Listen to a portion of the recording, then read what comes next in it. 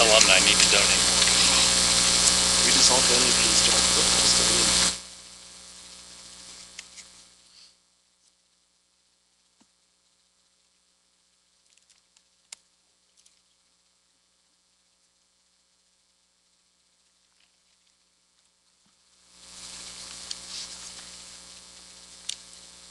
Councilor Tymason will be along in a minute.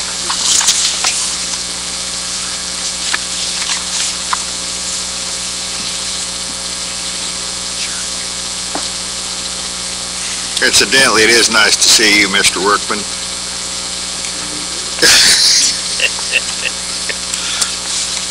Did you get plenty of breakfast this morning?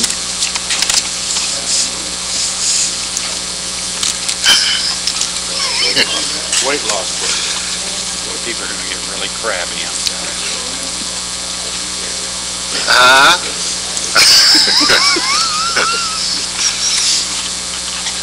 Now there is no secrets anywhere.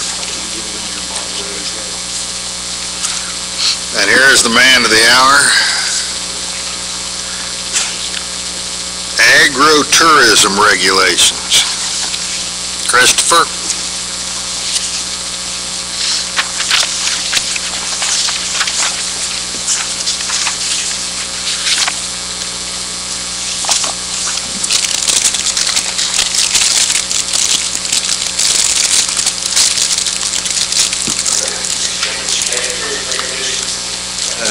The Executive Reorganization Order number 36 that Governor Brownback issued 2 legislative sessions ago, 2 years ago now, and last year there was a trailer bill, Senate Bill 316, that transferred those authorities officially in statute to our department.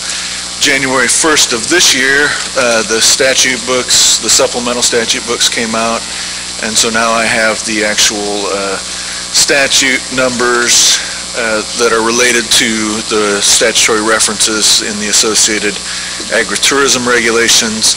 So at some point, perhaps March or April, well, I know it won't be March, April or June, the Commission will vote on revoking the regulations out of the Department of Commerce section of the regulations and just transfer them over to our section of regulations, the 115 series. So it's just a technical change, really, and have to update those statutory references, which now I'm able to do. That's it. All right. Does everybody understand that clearly? Any questions? Questions from the audience? All right. Thanks, Chris. Thank you. Camping and utility fees.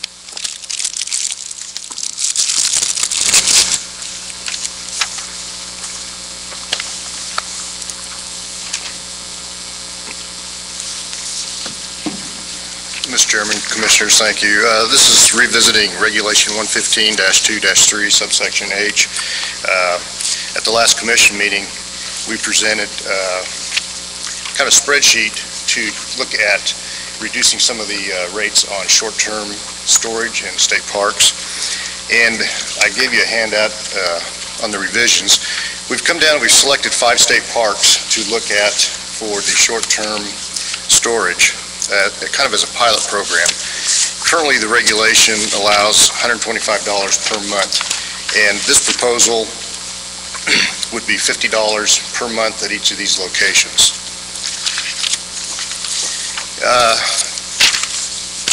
In doing this, what we're trying to do is provide some customer service, being able to, in some of these more remote locations, for our constituents to be able to leave their boats and RVs on site and kind of reduce their fuel consumption and provide an area for them to store these on our locations. And as you can see that there's a couple of them that there are no storage facilities within 5 miles. The other ones, we've contacted some of these, mainly Webster, the North Shore Bait Shop. They didn't have any objection to the department doing this. We just feel that this is going to be a way to provide, like I said, a little bit of customer service and an area within the boundaries for people to do this. What about the two? What about Canopolis and Glen Elder? What was their response? Well, the Smoky Hill Trading Post is closed, it's for sale, so there's nobody operating that business currently. The dry dock is, it's probably 5 miles from the state park, outside the boundaries. They're full most of the time, they didn't have any objection. Glen Elder, I didn't talk to the Glen Elder storage facility there, so that one I couldn't tell you.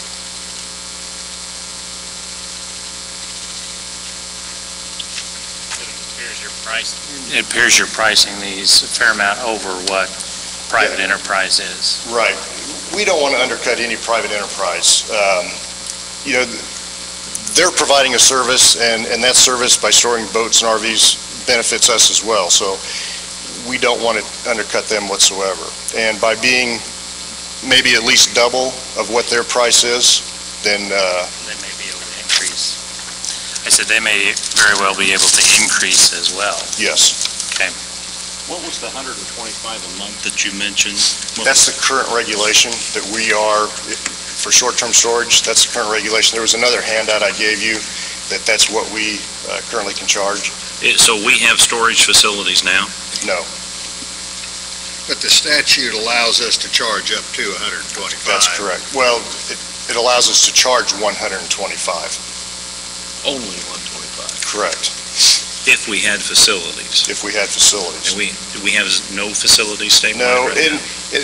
just by asking people that come in the parks, $125 was too high for just open storage with no covered covered facility and without having the security fence to accommodate that. How do we plan on storing? Right now, we're not planning on spending a lot of money on this. It'll probably just be a gravel area without the fence, maybe without lighting. Just, like I said, it's a pilot program just to see what kind of response we get out of it. You notice in that last column, the dollar figures there, that's assuming 100% occupancy, and we all realize that we're probably not going to get 100% occupancy. But this will give us a good feel of how this will go and whether or not it's accepted. So you've got locations at all 5 of these places picked out and kind of a general cost estimate on what it's going to cost to build whatever pads you need? Yeah, I would guess, you know, $2,000 to $3,000 tops, and that's just for the gravel to gravel the area, just so we don't have people parking in a muddy area. And you've got a site picked out at each one of these locations? The individual managers do, yes. And you're not going to have lights or any type of security fence at this point? Currently, no. And okay, I'm just asking a question because I don't know. Is somebody really going to want to leave their boat out in the middle, completely unsecured? A lot of times they do it now just within the state park boundaries. Okay. Glen Elder's a good example. We talked about that at the last commission meeting where they'll come and leave their RV and boat, go home and leave it there for a couple of weeks at a time, just parked in the campground. How do you get this permit? It'll be through the park office, Each local office will have the permit then? yes. And then existing law enforcement or department personnel will provide some type of security Oh, yeah, to oversee it? we'll patrol it just like we do the rest of state parks. Right. Any other questions? Michael? Parking. Yeah, I wish I could answer that. That's just what is house in the regulation. We're planning on charging by the month. So our guess is the majority of people will probably do it for the rec season, maybe a 6-month period. There are some instances where people may decide to leave them year-round. We should be able to accommodate that as well. If they've got a site out there, like if they've got a campsite, I'm assuming all these 5 all have campsites as well? Yes. If they've got a campsite and they choose to leave it on that campsite, No. they can't do that? This will be in the storage facility. But they can stay on the campsite at $125 a month, right? No, that's completely separate from this regulation. Okay. This does not include any of the camping. Okay, utility fees. who is leaving their boat and motor, that type of thing, there now? You said they were leaving. Are those in the There are campsites? Yeah, in some primitive campsites, not on a designated site or on a utility site. Utilities, okay. Yeah. That's not, They're just moving their boat and camper someplace out of the way, Correct. hopefully that nobody will break into it and they'll come back because there's no other place to leave it. that's correct. They don't want to pay a campsite fee, And, and they can't leave it unoccupied. right, at Glen Elder, it's kind of a unique situation. We have been without a manager for quite some time and now without a ranger, so right now, we only have an admin specialist. And I have taken over that area just recently, so I'm up there periodically. But by having these areas and these locations, these state parks, we're providing a spot for them that they can park it legally, and we can get some revenue off of it. So we're going to take a $15,000 infrastructure risk for the potential of $99,000 a year for a period of time, and that's reasonable.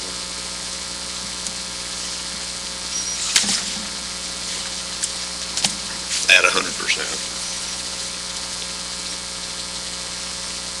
Yes.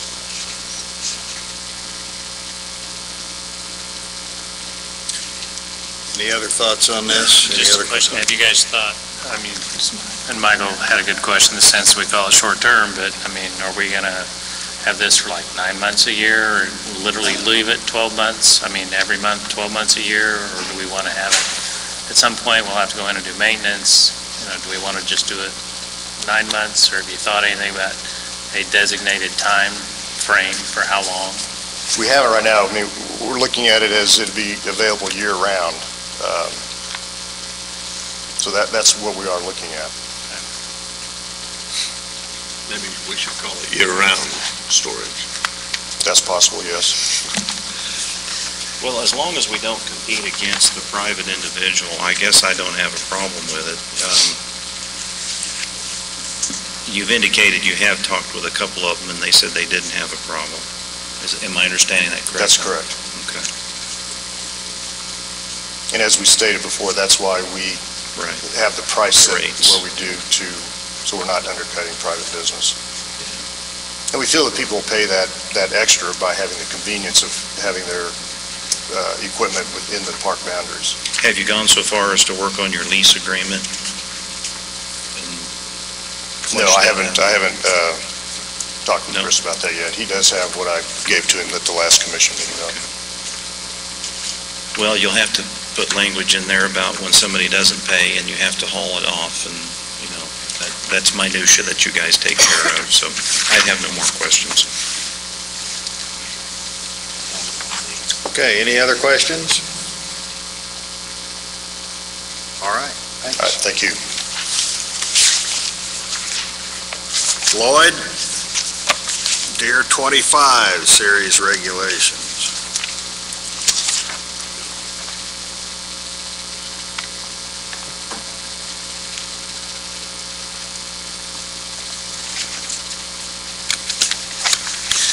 Thank you, Chairman Lover and Commissioners. This is Regulation 115.25.9. It's our regulation that deals with season dates for deer seasons. We make annual adjustments in this regulation every year to accommodate changes that occur in the calendar. This year we have one item that has been directed to us from the state legislature to develop a pre-rut whitetail antlerless only season for 2013. And we have a recommendation for that. I'll go through the different season dates that are our recommendations for them. For youth and disabled people, September 7th through September 15th, 2013. Early muzzleloader, September 16th through the 29th. Archery, September 16th through December 31st. The pre-rut whitetail antlerless only season, October 12th and 13th. The regular firearm season, December 4th through December 15th.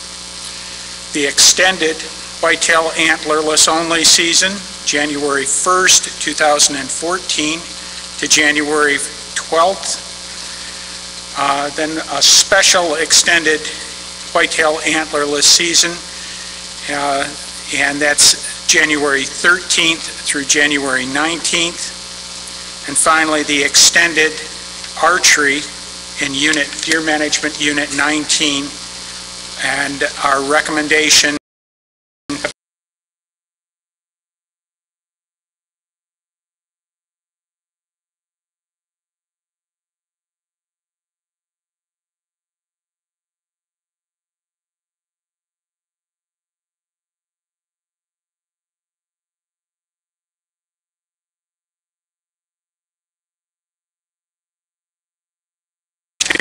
allow the people in 19 the same number of firearm deer hunting days. We've moved, we've included 19 under the special extended whitetail antlerless season. So that would be 4 units that would be in that category. Then we would start the archery season in 19 the day after that, January 20th. We will continue to monitor. We're looking at population indices. We're taking a look at mortality due to disease and changes in recruitment due to the drought that we've suffered the last couple of years.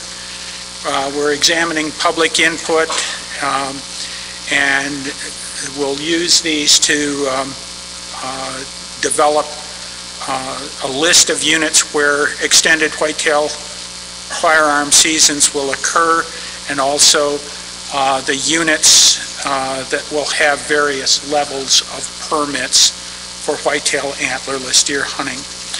And those will be ongoing. At this time, we are not considering any additional wildlife management areas to be allowed to use more than one whitetail antlerless permit. Last year, we included not only Cedar Bluff, which had been for a few years, but we included Glen Elder, Canopolis, Kerwin, Lovewell, Norton, Webster, and Wilson wildlife areas.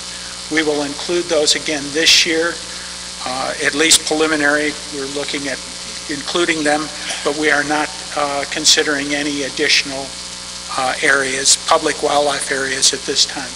Are there any questions? Lloyd, at one point in time, we'd talked about on the pre-rut wildlife or whitetail antlerless only. Are we going to just use one of the existing game tags now, or are we going to, rather than try to create some new type of permit?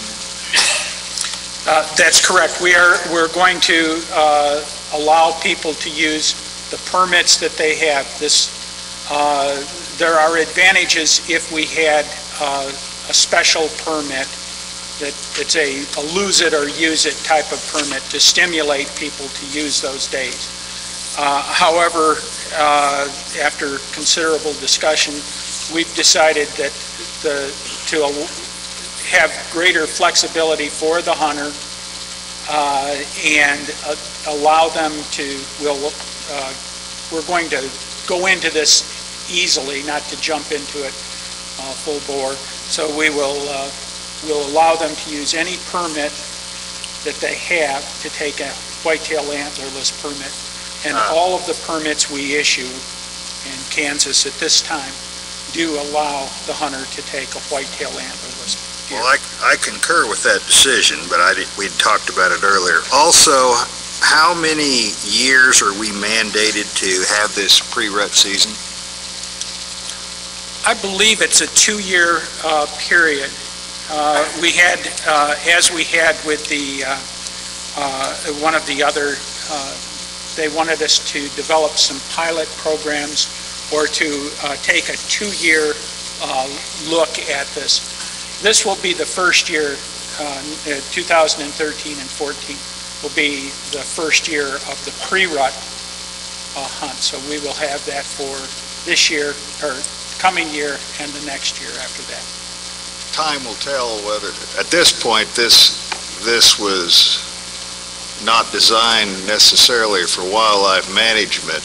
It was statute, and there's probably a loose association between the two. But I think this was sort of mandated, and we've got to deal with it from there. It's because certain areas, clearly we don't want to do this. And so it was not mandated that we do it statewide. We're supposed to try to create a scenario by where we can find out what areas this mandated concept might work. That's correct. That's what we're going to try to do this year, this next year. We will go statewide. The proposal is to go statewide in 2013. So this will be statewide in 2013. Two-day. Even areas that we maybe have had not a surplus of deer. That's correct. A couple questions, Lloyd. One's on the tags, if we're going to use existing tags and we're not going to have a special incentive tag. So archery, I buy extra antlerless only, but I can, during that period, go out with a rifle with my archery tag. That's doing correct. That pre-rut. Okay. Refresh my memory again, because I asked you this, I think even last fall. We moved the date from the opener of archery from October 1st back to earlier in September. And so, and with this pre-rut in October the 12th, I was just looking on the calendar, the 5th would be actually the first weekend in October. Thoughts on why we chose the 12th and or why we've also moved, or why archery couldn't go back to October and move this ahead of it? Okay. We moved the archery opener to be concurrent with the muzzleloader, early muzzleloader season. I believe that was done in 2008. We looked at the sportsman's calendar and tried to find a weekend when we had sort of a break in the system where this particular hunt would conflict the least with other opening days or activities that were going on. And for a pre-rut deer hunt, we thought that the October 12th and 13th would be our best choice. That's how we decided on those dates. But archery went back to the same opening of muzzleloader for why again, other than it was the same day? That occurred back in 2008, and that occurred after an extended review process of our whole deer program and system. In some respects, it clarifies. We had problems before in that we had separation where the archery seasons would start October 1st, for example, and then close the day before the firearm deer season began. And then it would reopen after the regular firearm season would open. At the same time, people with a firearm permit could use archery equipment during those days. So there was confusion in that. With the muzzleloader permit, you can also use archery equipment. So we thought rather than during the review process that went on in 2006-07 until we enacted it, that started in 2008, to clean this up, we would start the archery season the same time that we started the early muzzleloader season. Run them concurrent, and the archery season runs concurrent through through the regular firearm season, through the pre-rut season, through the muzzleloader season.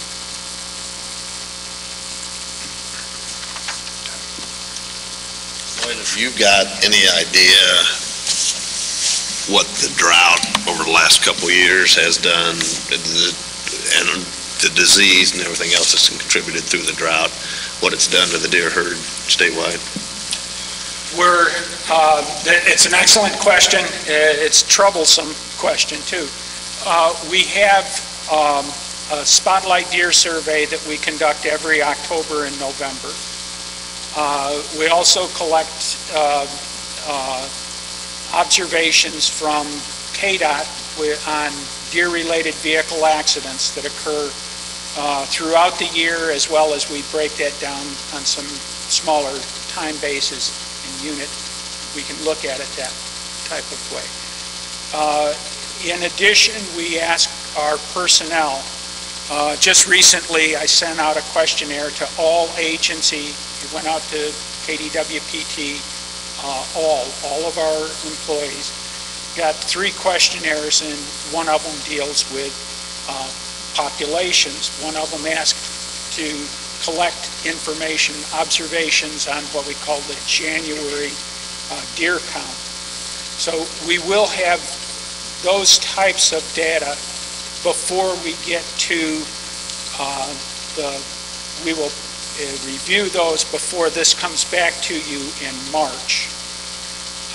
We will also have some preliminary estimates on deer harvest that occurred this year.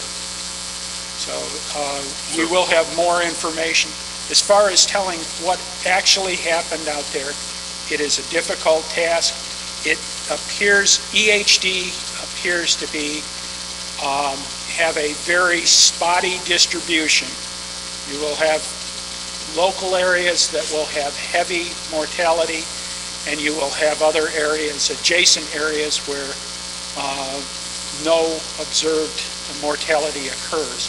We've got parts of the state that we have never observed hemorrhagic disease in, even though 90–95% of the deer have been exposed to the virus. The deer have a high resiliency to the virus, and they do not become ill as a result of exposure. Other parts of the state, other years, we get die-offs, as we've had the last 2 years. The effect of drought is even more difficult to estimate.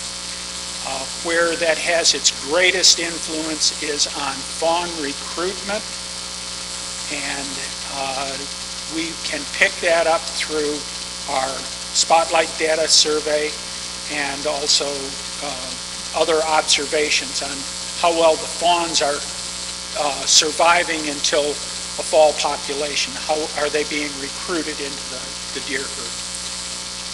So do you feel then that it's not going to affect an entire unit, for example? It may just affect something, an area inside of a unit? On EHD, yes. Okay.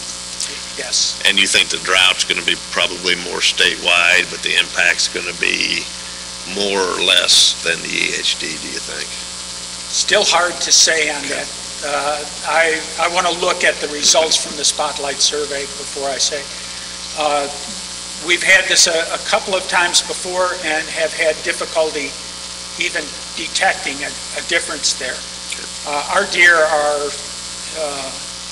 very resilient and adaptable, and they move a great deal, more than they do in some other parts of North America. They go to areas where there is water. One of the things that they do is they concentrate. When we have events like the drought, our deer will concentrate into areas with cover, with food, with water, and we will find larger groups of deer surrounded by areas with very few deer. Maybe that's a suggestion to the tourism department that we promote that we have the toughest deer in the country.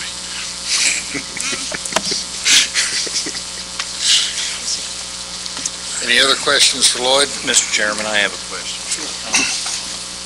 Lloyd, this is for you. The commissioners received an email from a gentleman by the name of Matthew Bain, and he was requesting some this is for my edification more than anything, Lloyd. He was requesting minutes of a deer committee meeting, and he said that he received in this email a BG take comments instead of the minutes of the deer committee meeting.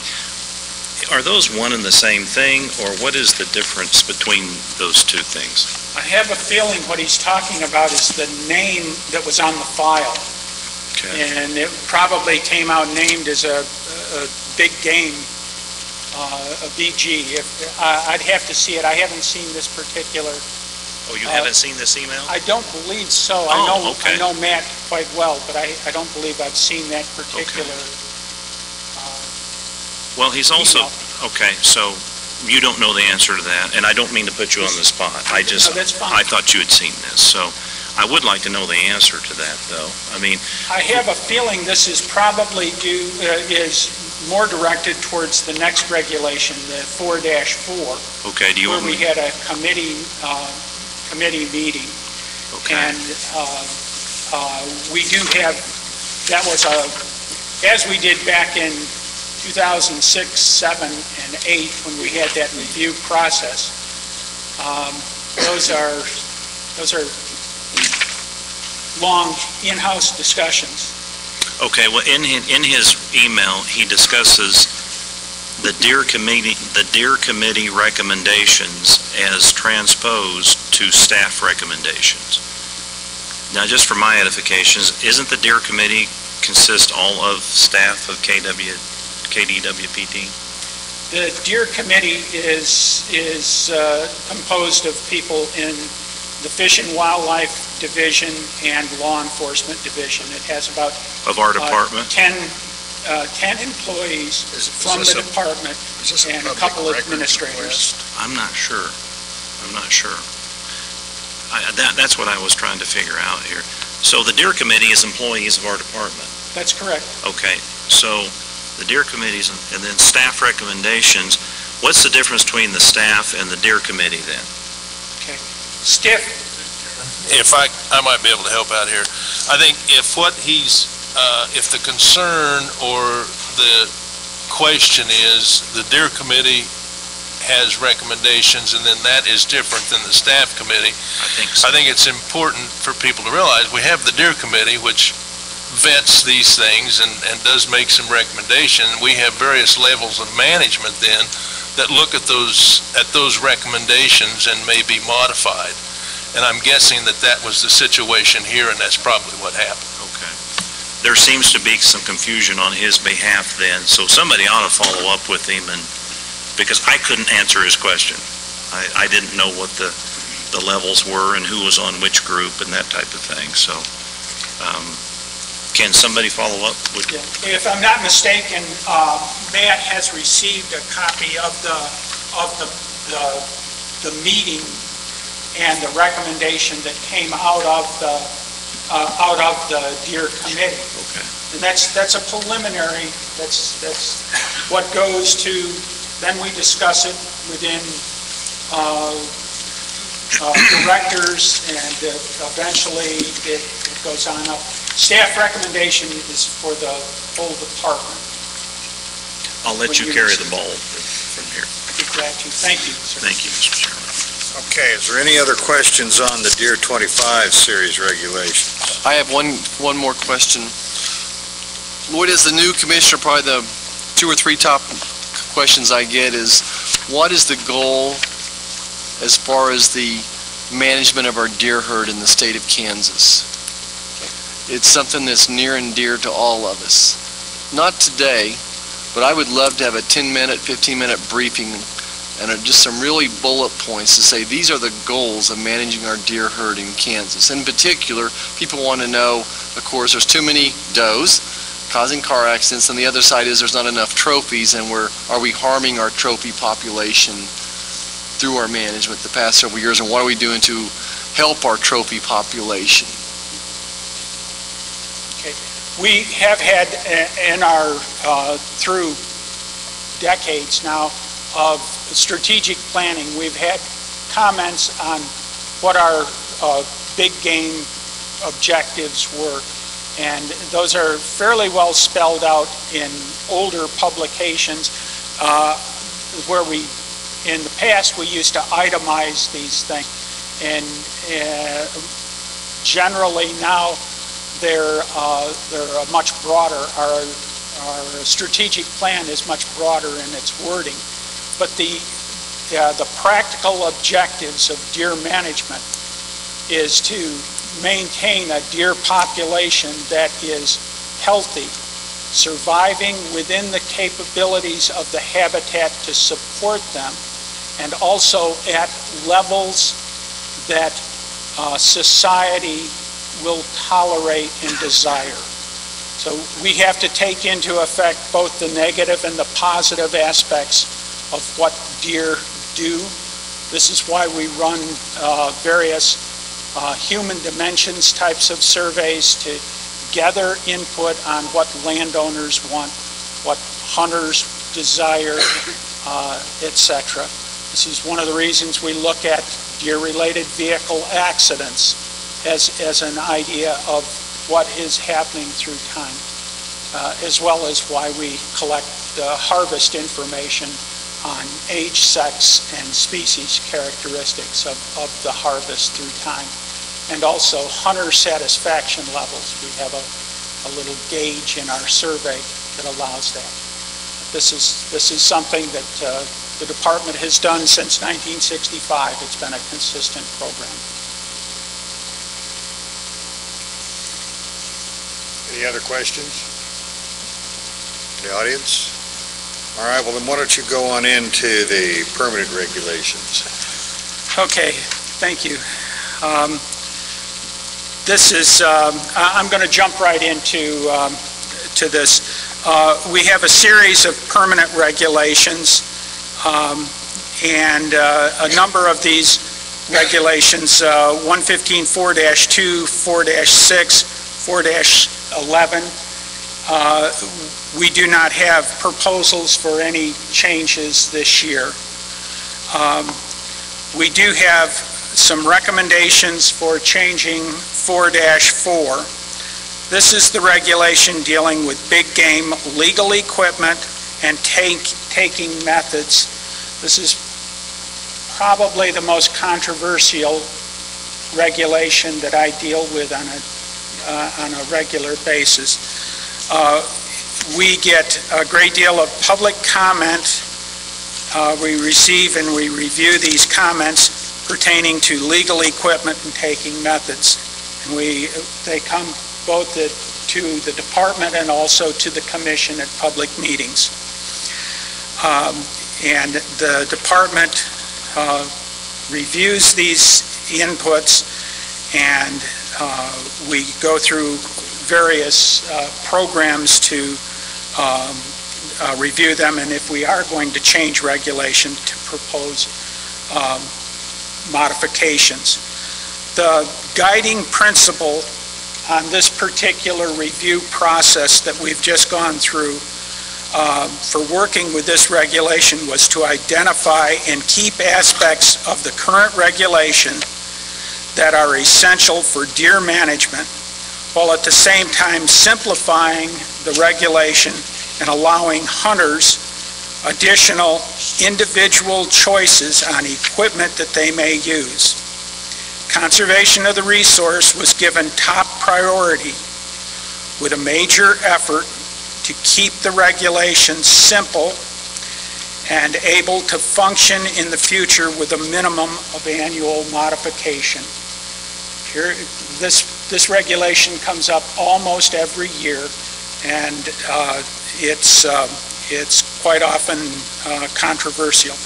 We were attempting this time to make it broad enough so that we might not have to come back every year to review it, and to make a change that came about as a result of some manufacturer developing some new piece of equipment that wasn't covered under our current regulation, that we had individuals desiring to use, and that. In the review process, We looked at draw weights and restrictions on archery and crossbow, and felt that we could probably remove those specific restrictions. And we looked at another portion of that regulation. It indicated that the bows had to be hand-drawn. Well, in the Olympics recently, we've seen that not all bows are hand-drawn, and we did not want to eliminate individuals from using archery that had those types of problems. So we're allowing archers to use such things as a mouth tab or other body parts to assist them to draw the bow.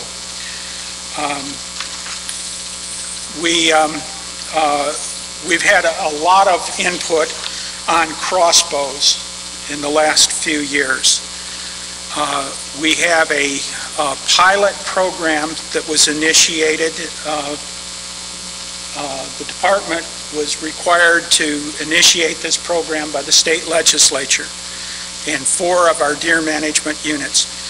I've gone ahead and surveyed the people who got those crossbow ID, survey ID numbers, and I've had very good luck.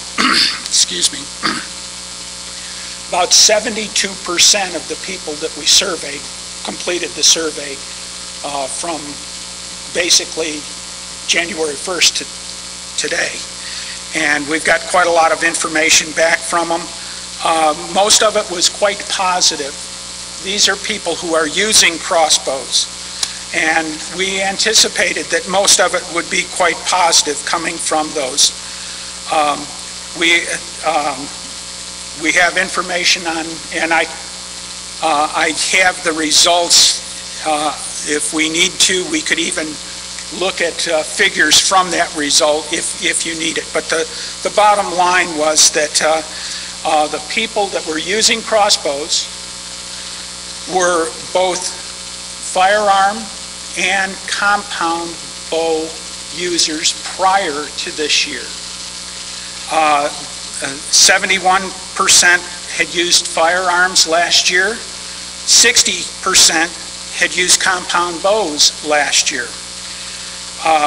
They had also been successful in taking deer with both types of equipment.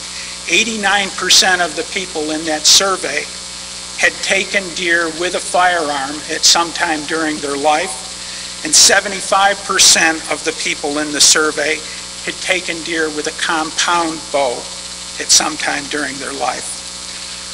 42% of the people in that survey bought a crossbow during the last 12 months, so they're increasing their use of it. The vast majority of the hunters indicated that they would use crossbows in the future. Most of them in that survey indicated that crossbow would probably be their preferred deer hunting weapon in the future. At the same time, we're running a resident bow hunter survey. These are people who traditionally we've surveyed them that use longbows, recurves, and compound bows. They're people that have a deer permit, an archery deer permit, or they've got an any season deer permit and had a long history of using archery. I surveyed those as well. One of the questions in that survey was a question on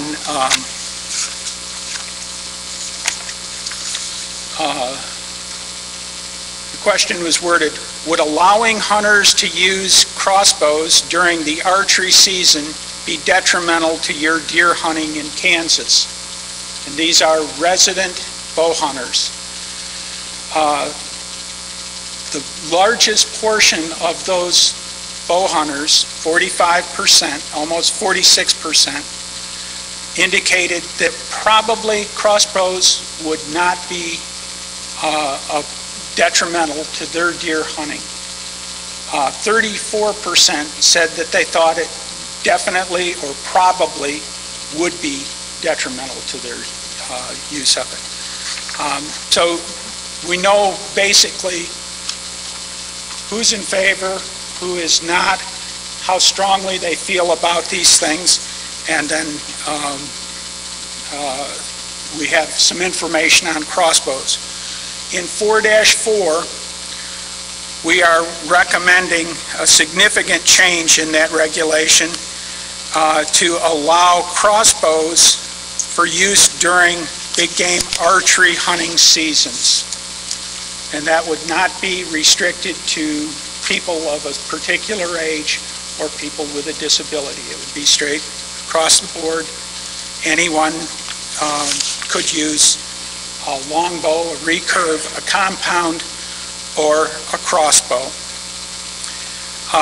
In 4-4, we're also looking at a simplification of the muzzleloader rifle, pistol, and musket specifications. And what we established was a minimum size of 0.40 inches in diameter. With shotgun and slug, with shotgun and slug, we went with something similar to that. We're allowing all gauges of shotguns to be used with a slug for the taking of big game animals. We had a number of different items in the previous one where you could take elk with one type of shotgun and slug and deer with another. The simplification would allow shotguns as small as a .410 to be used for big game hunting. And ballistically, the .410 slug is similar to the lower, smaller diameter muzzleloader. Another change was firearms and handguns, and the recommendation was to expand and include all center fire rifles and handguns, not to restrict that based on caliber, but to allow the hunter the option of choosing whichever one that they desired. We removed the section of the regulation that dealt with possession of equipment specific to the most restrictive big game permit that the person had. We tried to clarify some of the language in this regulation as it deals with sound suppression and with possession of handguns, so that it is similar to, that it fits the state law on concealed carry and possession of handguns.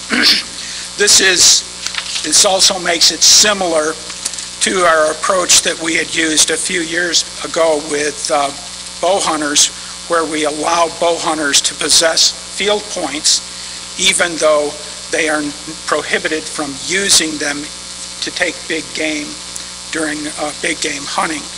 They may possess, for example, a .22 caliber pistol, rimfire pistol, but they may not use it for deer hunting. One of the new items that we included was a restriction or a prohibition on the use of sights that detected or magnified thermal energy as a means of detecting a target. And we tried to clean up some of the language in there to make it a little simpler, the regulation a little easier for people to understand. I know those are very complex and long, a lot of information there. The staff recommendation is to approve 4-4 to allow big game hunters greater flexibility in the equipment that they may use. One of the items that I skipped over and didn't mean to was we are allowing people to use rangefinders, film, video cameras, radio frequency location devices attached to the bow or arrow. This would allow something like the individual that had the arrow, the device, to help retrieve wounded deer. That's the recommendation on 4-4. I will cover 4- we can either stop there and go on to 4-13. I have a couple questions. Okay. One of the things this would do is eliminate the caliber minimum. That's correct. Where it had been It had been 23. or larger. Right, and so this would allow 22 caliber centerfire. This would allow centerfire rifle.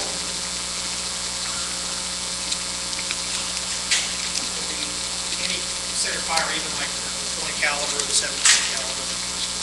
Yes, it would. And I need to get this straight. This is what you're recommending for this fall? Yes, this is the recommendation for 2013. And I might mention that we have looked at some other states that have done similar things with allowing firearms, any centerfire rifle. Some other states have made that change already. And we spoke to their departments, tried to determine if there was problem.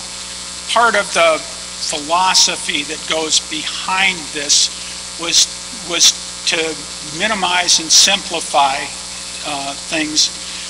Hunters select equipment that they consider to be the best for their use.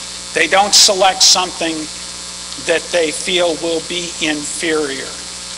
This particular regulation has, it's very simple, but it gives the hunter the ability to make those types of decisions, and it places the decision burden on their back, up to them. Lloyd, I think that, did you have something else, Gerald? No, go ahead. That's going to be controversial no matter what you do, but I think it simplifies it so much for law enforcement, I would assume, because we don't have to worry about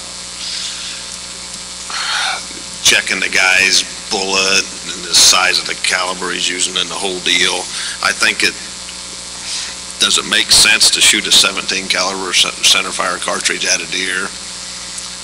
Not to me, but maybe to somebody it does. But I think your analogy was correct, that they're going to pick the best caliber, the best equipment that's for them. So I think it's probably a good job in simplifying it for everybody, and I think it's the best we've got. The thing that I'd like to see probably from this point forward, and I've felt like I'm at a little bit of a disadvantage every time we talk about these surveys, I'd like to, if we're going to refer to these surveys in the future, I'd like to have a copy of the survey, the questions that were asked, what the number, I don't need percentages, I just need the number of people that responded and how they responded to each one of these surveys, and who from the department created the survey. Is that something that you think is possible? Included in our packets when we're talking about this. Some of those could be rather large. This is the printout on just the crossbow. That's the printout, and then if you want to see the charts, of course, the charts. And I promised myself I wouldn't paralyze you with a PowerPoint tonight. Well, I think if you included what I'm asking for is if you've got a survey, you send out a simple survey to the people and it has questions. I'm assuming that's not very complicated. No. Okay. And each one of those questions was answered yes, no, or maybe so by a number of people. That's all I would need. Or are you running more than frequencies on these? I'm sure you are. Sometimes you do. It depends on, sometimes you're running sort of interactions and you try to see, but as far as providing the results from the total thing, I can send that to Sheila and she can give you this is a PDF right now and it's available. I can give you a copy right now. If, just for, and I don't know if the other commissioners want this or not, but it'd be easy for me that if you're telling me there was a survey conducted and the questions were asked, if I had that survey here in my packet that we're looking at with 115.413 or whatever it may be, I can understand the results that you've given me are the results that I'm seeing on this piece of paper. Okay. Does that make sense? I don't need all the charts. I need just the raw numbers and the questions that were asked. We can do that. It is a lot of paper. I don't mind. And we can send that electronically. I wouldn't, or we can, better yet, post it, public post it on our website. But as 7 commissioners, I'd like for it to be included in my packet. On who develops these they're developed by maybe 1 or 2 people, but they are reviewed. For example, this was all reviewed by the Deer Committee. All Deer Committee members had a chance to review this and make Well, just at the top of that, just give me the list of the Deer Committee members. Then we'll know who created this survey. Okay. I'm afraid that sometimes the raw data won't always tell you things. If he's just running frequencies, that'll tell you how many people said what. But if he's doing different interactions, like how many people of the age of 55 said this, then that's, I think, is what Dr. Fox is getting to. It creates a lot of paper. Right. Well, I understand that, but I think, and for the simplification for me, if I had this survey in front of me, and if I had a specific question about, for example, over 55 or whatever it may be, I could ask you there, but at least I would have this document in front of me to refer to. Right now, I get what you're telling me, but it's probably more to absorb by you telling me than by me having this piece of paper here in front of me. And it is difficult to gather things while people are speaking as opposed to reading. I agree with you, sir. We get this packet and we review it ahead of time, and while you're giving the presentation, we can kind of have a clearer understanding of what's going on possibly, rather than dealing with it in a short window of time. Thank you. Where are we at in this process? Refresh my memory. This is, you're kind of opening the doors and letting all the doves out at once here. This is what you guys are recommending, discussed here, discussed in March? Or is this? No, we did a general discussion last time, shop, and then in March will be the vote on this regulation. Lloyd, as I understand it, probably the 2 areas to where we've had controversy in previous meetings are, number 1, kind of an unlimited use of crossbows that I believe is going to come down by statute one way or the other if we don't agree to that, but then we'll see. And the other item is one that we have had a discussion on in the past, which is allowing the smaller caliber rifles. Well, that was a pretty close vote too. So those, and then the gizmos and gadgets attached to arrows, I'm not sure, I mean, that probably was less controversial. And so those are the 2 big items that I suspect people we're going to hear from constituents on. And I guess that's kind of that. Are there more questions from the commission?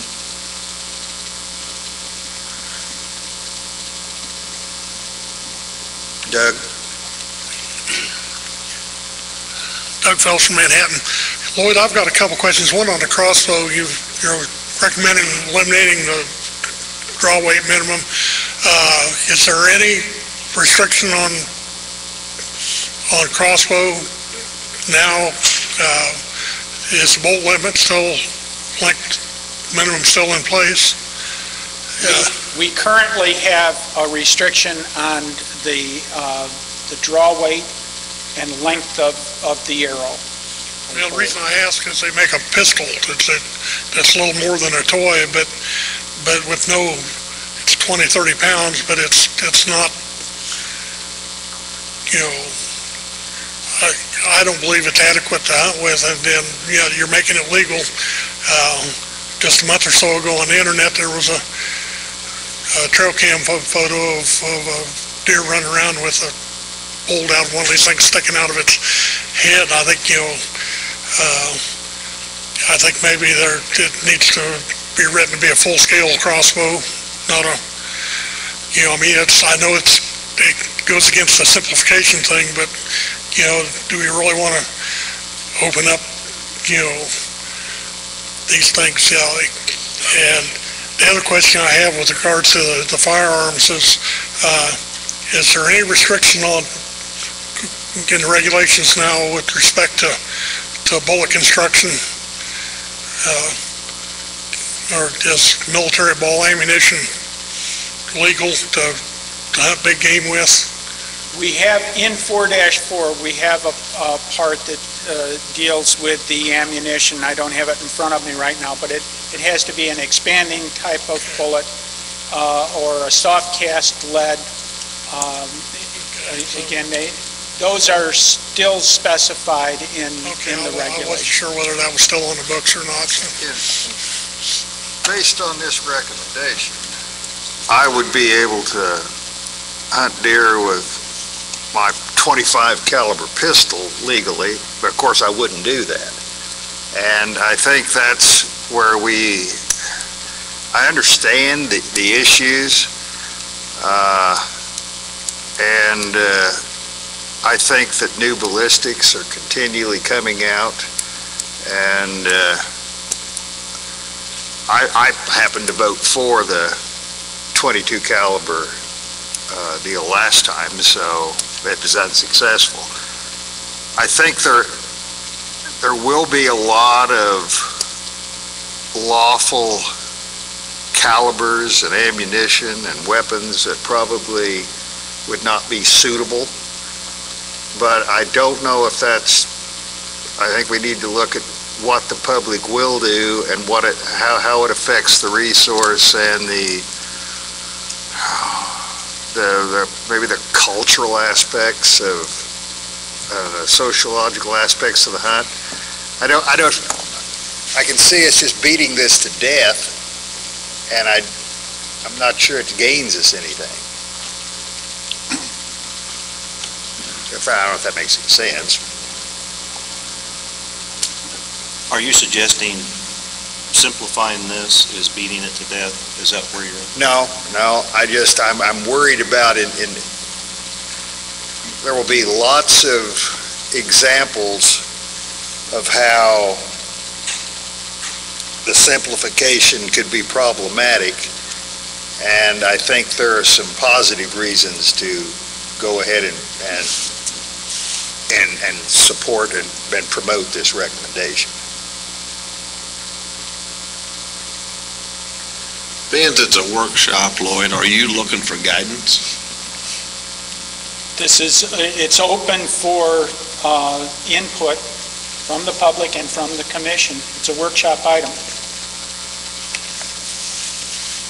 How many other states have that .22 caliber language?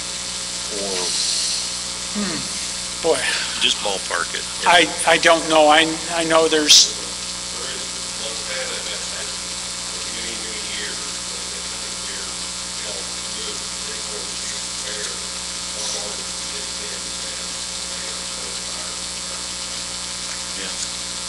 I think, Randy, the last time we looked at this, I think it's probably about half the deer hunting states allowed basically center fire, and the other half had a cartridge minimum.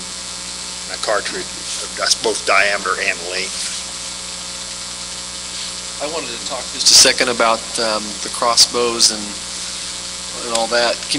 I understand your recommendation, just give me some background. What are the top 4 or 5 reasons why we think we should allow these crossbows to be a full season? How did you come to that conclusion, and what's the top 2 or 3 drawbacks to extending that season on the crossbows? Okay. There is number one probably is a public desire to use additional new types of equipment. That was the most commonly referred to. I gave the crossbow people a question, the people that got the crossbow ID number. I asked them why they selected it.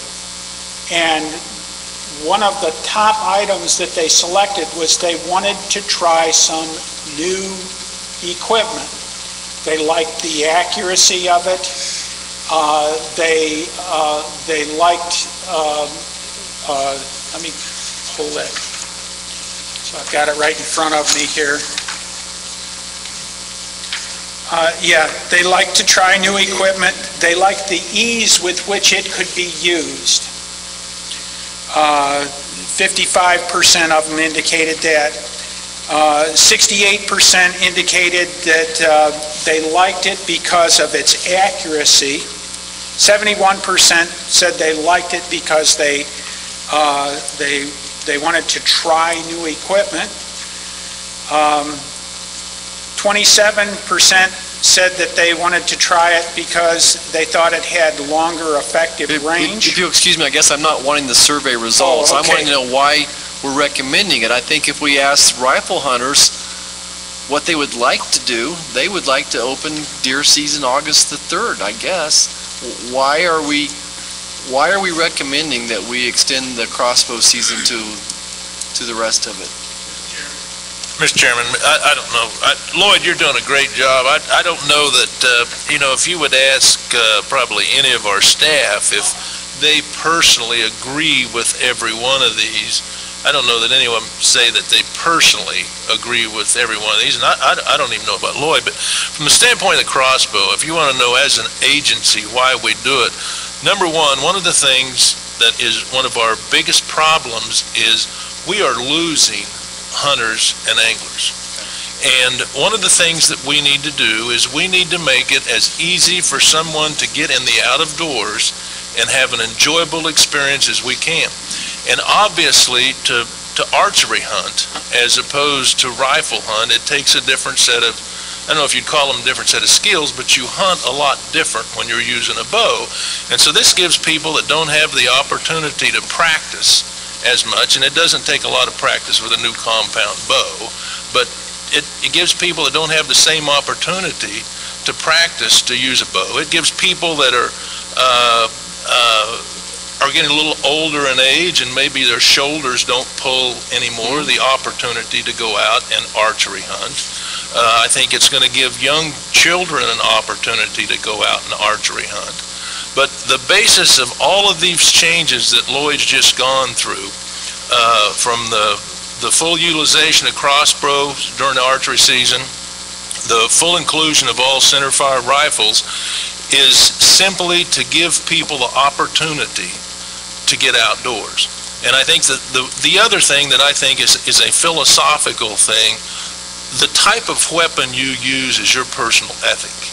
And while we are charged with conserving and enhancing and caring for the natural resource in this state, I don't think it's our job to tell people what their personal ethics are. And for instance, Chris may be able to go out and do a bang-up job with a 223. Somebody else, and most of our hunters know their abilities, and I think even the guys, and I think Gerald spoke to it, we're going to talk about this, and somebody can bring up an instance, just as Doug did, with the little crossbow pistol, and somebody's got a picture of a little bolt sticking out of his head. I saw a buck deer one time that was about a week after rifle season, had his back leg blown off, still running around. I'll guarantee you he was shot with, something bigger than a 243. I mean, it happens. It just happens, and there's going to be people that aren't going to get clean kills, but the fact of the matter is, I think we need to show a little confidence in our constituents. Most hunters and anglers want to do it right. They care as much about the resource as we do, and I think that they're going to pick the proper weapon for their skill level, whether they're using archery or whether they're using a rifle.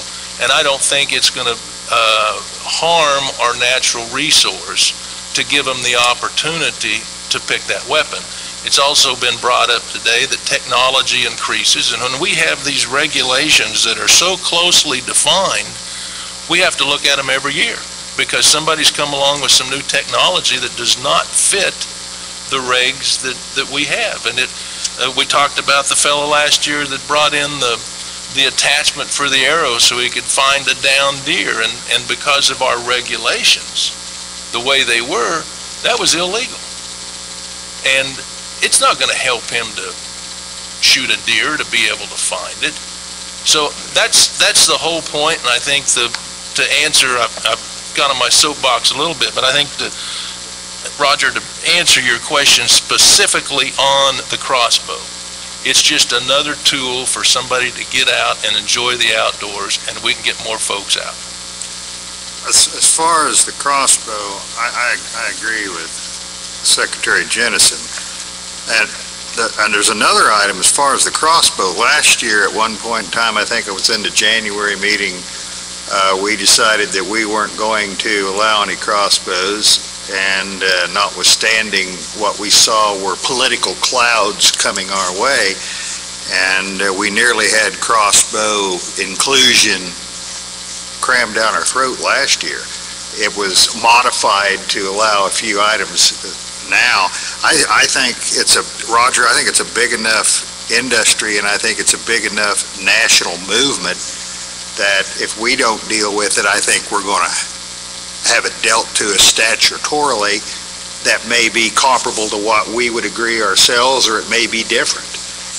And I think we're not going to have much choice on that. Yes? A year ago, you said the same thing about what you wanted us to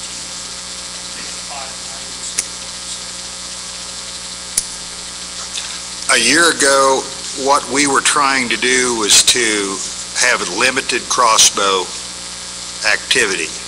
And the theory was, in my mind, that maybe that limited activity would allow us to accommodate the wishes of a lot of our constituents and also be considered satisfactory to the crossbow enthusiasts who were coming at the legislature and us wanting to have more crossbow inclusion.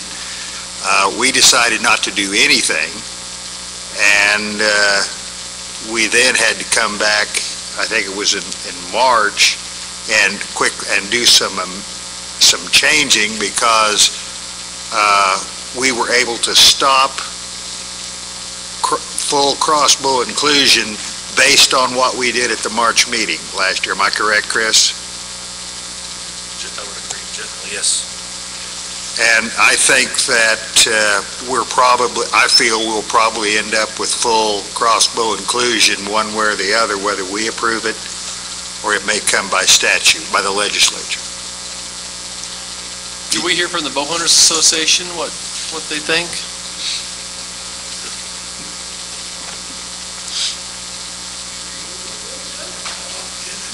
We might as well, I'd like to hear it, really. Marvin Whitehead. I do happen to be president of the Kansas Bowhunters Association. And, real deep down, I'd like to, not see crossbows out there. But I do know there is a place for them. If you have a legitimate handicap that prevents you from pulling a bow, I'm all for it. I've got friends that hunt that way. Might relate one little story that come my way here a month ago. A gentleman wanted to take his 6 or 7-year-old daughter deer hunting. And the way he described her, she's a little bitty petite thing. cannot even think about pulling a bow, a compound bow, cannot even think about a rifle. So he takes her crossbow hunting. Well, if she's that petite, she didn't cock it, she didn't carry it to the woods. All she did was sit there and aim it.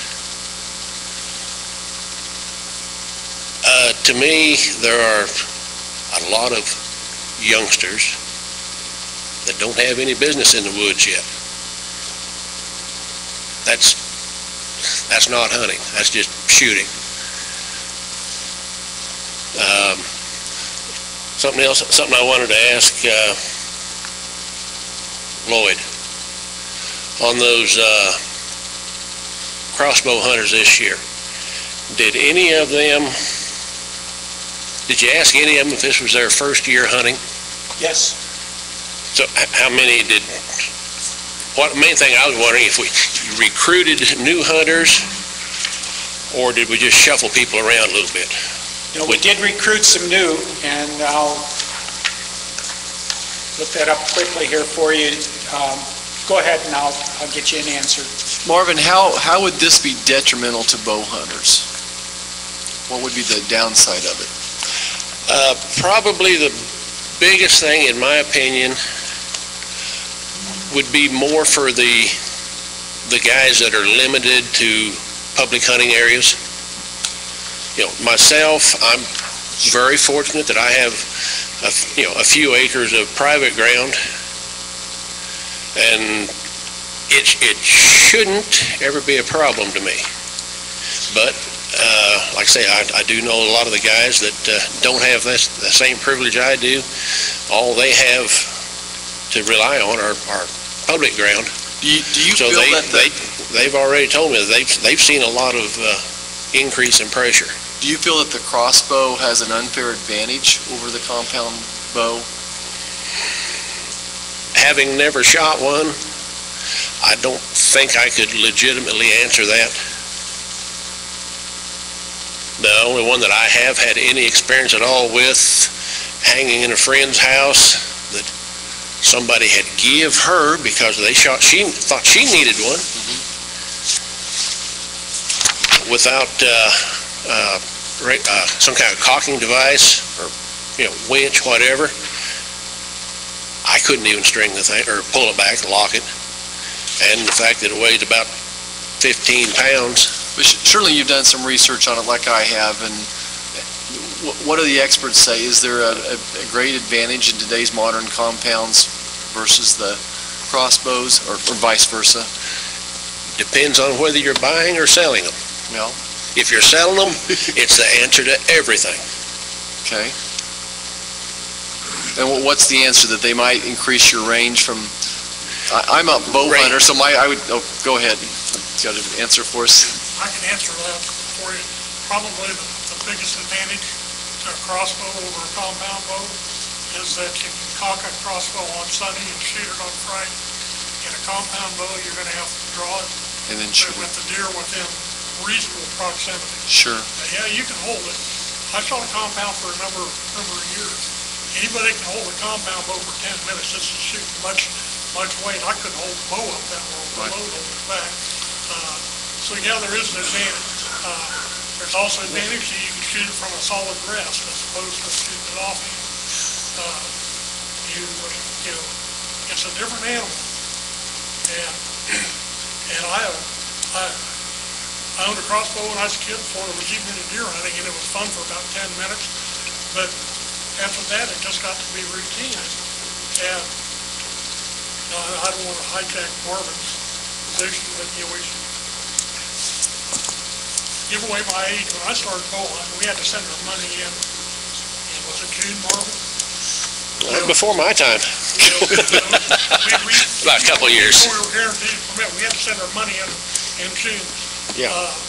The department got to the point with the rifle permits that if you put in every year, they would guarantee you at least once every 5 years that you were guaranteed a firearm permit. And people used to line up because it was hard to get. it had some value because it was hard to get.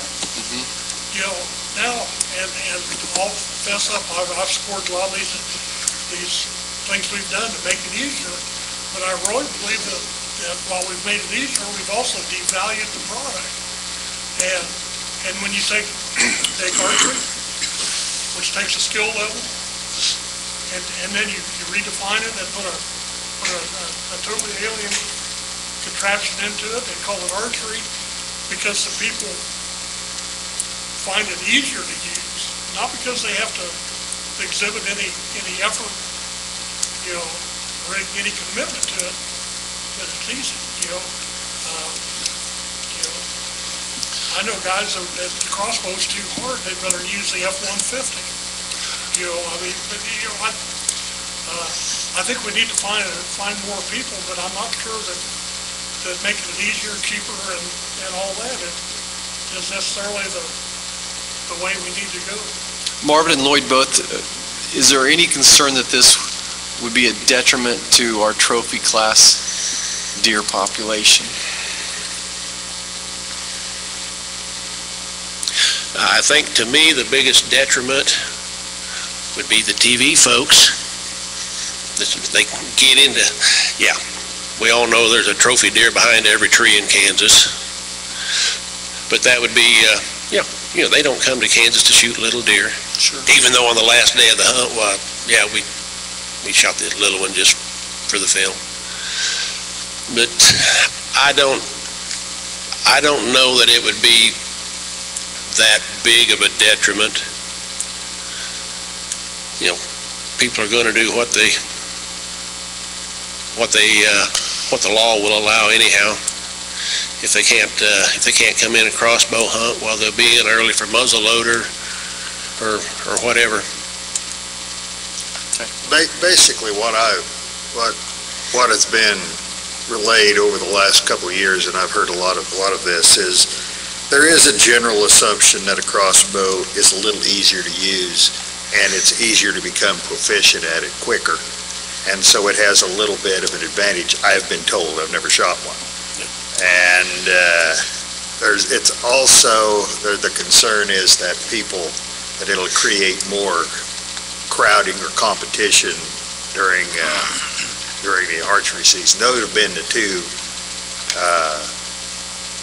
biggest complaints that I think people have mentioned to me. The one thing, you know, we've talked about this, like I say, we're mandated to a point by the legislature last year to do something after we took no action on the first part of it. I shot a crossbow this year for the first time. It is easier to learn to shoot. There's no question about that. It's a lot heavier. It's a lot more cumbersome. If you're in a tree, it wouldn't be near as easy to maneuver as a compound.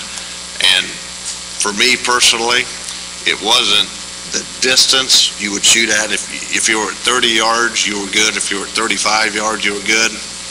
And I don't know if it was just a particular one I shot or not, but I could shoot my Matthews compound after 35 yards, and I'm not great by any means with a bow, but I was better and more comfortable with my Matthews compound than I was with a crossbow by a long ways. And I could just see it if you're in a tree with a crossbow, and you know, you're shooting a compound bow and you're shooting with your fist. You're shooting with a compound bow, and you know, or a crossbow, you're this wide and you're banging tree branches and you're doing things like that. If that's how you're hunting, that's a huge disadvantage, I would say. I don't see any downside to where we're going to harvest more deer with a crossbow. We're going to be able to do anything any different to the population. And that, I guess what I'm saying is the downside is very minimal, and the upside, in my opinion, being involved with the youth shooting program with shotguns and rifles, whatever we can do to encourage the youth to hunt. And I don't disagree with you, except for one statement you made, that little girl, that little petite girl, was probably too young to go to the timber. I think we would encourage all the kids to go to the timber. Now, whether she was just shooting or not, I guess none of us know that, but I think the upside in this instance is much greater, especially, and you've got to consider all factors, you've got another agency, you've got the legislature that's kind of looming over everyone's head, mine, yours, and everyone else's, that could potentially take action if we don't. If we simplify what we have in regulations, whether it be with a crossbow, whether it be with the method of cartridge we're using, if we simplify that, you're not going to get the involvement from the legislators that are going to force you to take some kind of action, which is kind of where we're at today. And so, I guess, in closing, a crossbow has no advantage over a compound bow on how far it can shoot, how hard it can shoot, or anything else to the average hunter. I don't think. The biggest thing is they can learn to shoot it, and Doug's right, they can learn to shoot it quicker. But aside from that, I don't see any advantage. So I don't think you're going to be able to kill that 200-inch buck with a crossbow anymore. You're going to be able to kill him with a compound bow. Yeah, like I said, it just depends on whether you're buying or selling. Yeah, and I'm not doing either, because the crossbow's not for me. I'm not going to, I wouldn't be one to use it, but. I have to be, a little bit biased. One of the first crossbow I ever saw in the county, so help me, the old man that was using, boy, it's harder than hell to get this out the truck window. And he still does it. Yeah. Is there any other public comment? I wanted Lloyd to answer my question too, though. Do you think there's any detriment to the trophy deer quality by allowing the crossbows to have a full, whatever this is, 8, 10, 12 weeks of season? We didn't see it this year at all. The people that hunted with a crossbow and got those special permits, they actually took more antlerless deer than they did antlered deer. And they had about the same success rate that I would have anticipated with a compound bow. The question was how many new people came in. That survey said 3.2% of the people that hunted with a crossbow were new to deer hunting last year.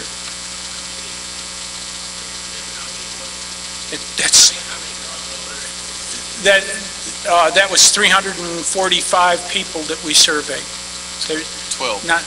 12 people. Ron? Ask you from Manhattan, and this is just from a personal perspective as a person very much interested in deer quality, and also as a landowner. My only concern, I find a crossbow have certain appeal, but my only concern is whether it becomes a new instrument of poaching, which poaching I think presents a big problem, at least in our area, northeast of Manhattan, where deer are being shot along the roads and stuff, probably at night in most cases. And I'm wondering if the silence factor is going to be a problem that could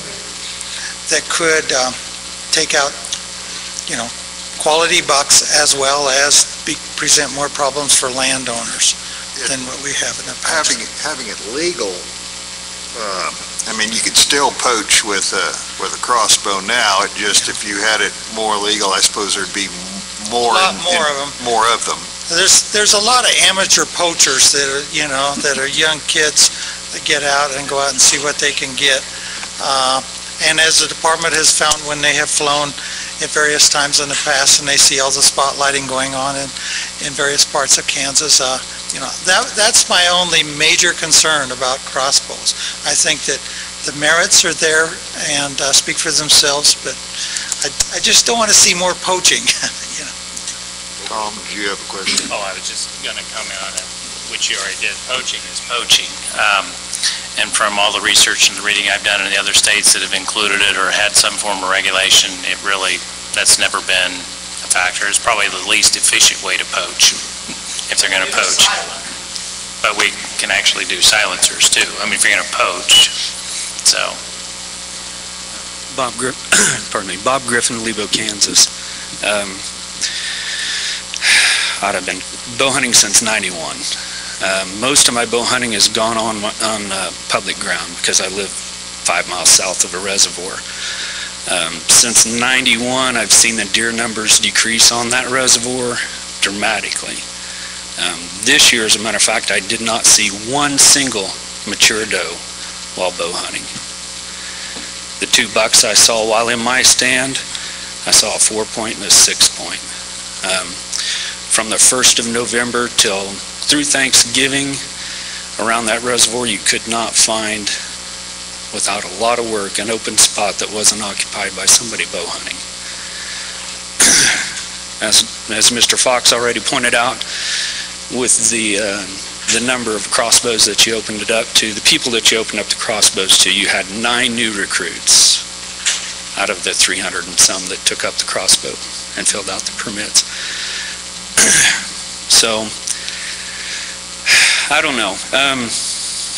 There's already issues with the harvesting of the does and everything on the public grounds, decrease in the number of deer, access on the public grounds. So opening it up wide open for anybody to use a crossbow, I think is just going to create more issues. What you're doing, you've got an any season tag, so you're taking rifle hunters. Before we had the any season tag, it wasn't quite as much an issue because rifle hunters weren't picking up bows and learning how to shoot a bow to be able to hunt during the rut. Well, now you have the any season tag, so you had rifle hunters picking up bows, learning how to shoot a bow and hunting during the rut with a bow. If they didn't kill a deer during the rut or during the bow season, well, then they just picked up the rifle that they already had and killed the deer during the rifle season. So when you open this up to anybody to use a crossbow, probably a good number of those gentlemen will buy a crossbow because a crossbow is easier to shoot than a bow. How many years, Don, did it take you to become efficient with your Matthews? I haven't done that yet. But how long did it take you to become efficient out to 35 yards with your Matthews? Quite some time. Quite some time. 5 years? 6 years? Oh, yeah, a few years for sure. Right. And I don't dispute what you're saying. No. With a crossbow, how long did it take you to get efficient to 35 yards? 5 minutes. 5 minutes. 5 years, 5 minutes. And if you're hunting from a tree with a bow, you're going to cut those limbs out of the way because you're going to want to be able to make that shot with your bow where that deer's going to be, just like you would with a crossbow. So the obstructions, I'm going to say, are going to be irrelevant. The advantages to the crossbow, you don't have to draw it when that deer gets anywhere near you. You don't have to make a noise. All you got to do is switch off the safety and squeeze the trigger. So on your public grounds, it's going to have a huge effect. Your private grounds, not near as much because not everybody can access that private ground. The areas where we have deer issues, most of the people can't access that ground anyways. Most of it's private. A lot of it people don't want anybody hunting on. What unit did you have this year? Unit 14. Was Unit 14, did it have crossbows this year? Only for 16 and under and 55. Okay, but it wasn't open? It wasn't open to anybody. Okay. Just anyone to use it, no. All right, well, thank you. I don't want to cut off discussion, but the issue is that we have 2 to 3 items that are going to come up in the March meeting that are being contentious. There's no way to get around that. These are the recommendations. These are what we're going to be asked to vote on. I don't know whether Chris or Robin want to comment on the, not inevitability, but the likelihood of having, at least on crossbows, to having the legislature weigh in. I do not think they will weigh in on centerfire bullets or centerfire guns, but I think that there's a chance they may weigh in on crossbows. Am I overreacting in that regard? Well, Mr. Chairman, I actually have had somebody weigh in legislatively on the centerfire rifles as well. So, yes, don't be surprised that could happen. In favor of it, I'm In assuming? favor of it, yeah. But, and I think that there will be a crossbow bill introduced. I have a pretty good inkling about that. It doesn't mean that things are going to turn out the same, but I will say that the people who prevented that in the Senate are no longer in the Senate, so the tenor of the legislature has shifted somewhat, and I think that if either of these ideas went up, probably we wouldn't be able to stop them this year.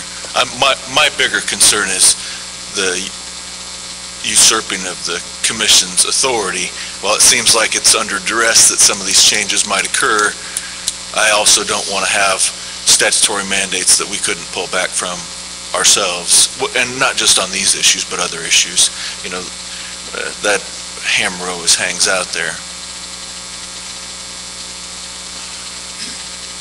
Any other comments, thoughts? I have a comment, Mr. Chairman. I spoke to some people that are hunters in an adjoining state, which is in Missouri. It's real close to me. The state of Missouri went through all the things that we're going through now, and they wound up with all the pressure, the political pressure, all the deer management and everything else. They have wound up hunting during the rut, rifle season. And it is a culture now. And one of the commissioners in Missouri said it's gone on so long, they don't have the wherewithal to change that. Because a lot of those little kids don't go to school on the opening day of deer season for rifle. It's a culture that they go with their parents or whoever, and they hunt deer on that day. It's got that deep. And with all those pressures coming to bear, I think Kansas is going to wind up in the same place. There's a lot of people that's going to say, well, I would never vote for that. But there was probably a lot of people said they wouldn't vote for some of the things that we've already done. And I think that will come eventually. If we're being pushed by the industry and people out there that want to hunt and have more opportunities, and I understand that, and the legislature pushing for a lot of different things, we will eventually wind up, if we keep doing this, we're going to wind up hunting rifle season during the rut. A lot of those people didn't think that would happen either, but it did. And it happened in not just Missouri, but it happened in a lot of other states the same way. And I feel that that's where we're headed with this. It's just a comment, and that's what I think. Other comments from the commission? I'm sorry, I got one more. Why did we not take some compromised length of the season? Why did we jump from nothing to the whole bow season? We looked at various options. Again, our overall position was to keep this as simple as possible, have it uniform. The more we divide it up into parts of the state, like the pilot project was with 4 units and certain age categories, it got really complex and complicated, caused problems. We don't think that the crossbow will lead to significant changes in the harvest of deer or detrimental impacts on the quality of the deer. So that's why our recommendation was to go with, for crossbows to all ages, and why our recommendation was to go with a pre-rut firearm season statewide. Chris, this 115.44 has a lot of stuff in it, a lot of changes. That's going to be voted on in March as one item, one vote. Is that correct? Vote on. Yeah. So all the crossbow, the calibers, the rangefinders, the sights, all that is one vote. It's one regulation. It's one regulation that you would be voting on. That doesn't mean it can't be amended, if that's your question. Right. And that's where I'm going here. So there's a potential of 162 amendments. That would be when it comes to, or something. That would be the regulatory process, correct, and that's how. And there's no way there's no way in our process, the way that we are, and let's say we want to accept 11544 in a motion with the exemption of A and B, just verbally. Well, again, as we've discussed, if you want to make a motion to amend the current version of the regulation, which I actually turned in today because I have to have it turned in based upon what the department's recommendation is and what we think the vote's going to be on in March, all that lead time. If you have a specific item that you want to recommend to amend and not move forward with our recommendation, then the best option is to let me know in advance so I can prepare some written amendment so we're not doing things on the fly. But let's say that we're at the meeting in March and some information sways one of the commissioners and they want to amend something there. How do we do that? Well, they make a motion and we're as specific as possible in that motion on how we would make the amendment. Then you have to have second, and then it has to be vote. So we can do it verbally? Yes.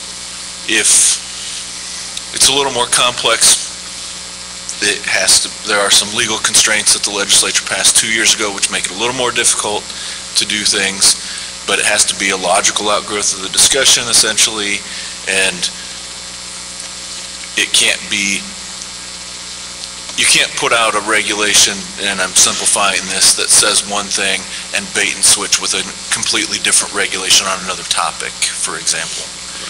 Well, I'm just saying this is a perfect example of we as a commission, we as individuals may agree with parts of this. Some of us may agree with the whole, but if not, there's going to probably be a lot more discussion in March, and there's going to be a lot more pro-con to this. I'm just looking for an easy solution without a predetermination of a amendment based on lack of information. Well, again, if you want to amend, let me know in advance if you can. If you can't, we can still move forward. It's just going to be more difficult. Not to beat this to death, though, I do like I would vote for it, yes, as it stands, because I like the idea of allowing big game hunters greater flexibility in the equipment that they may use. So that makes me feel good about that, because I know that that's important to people.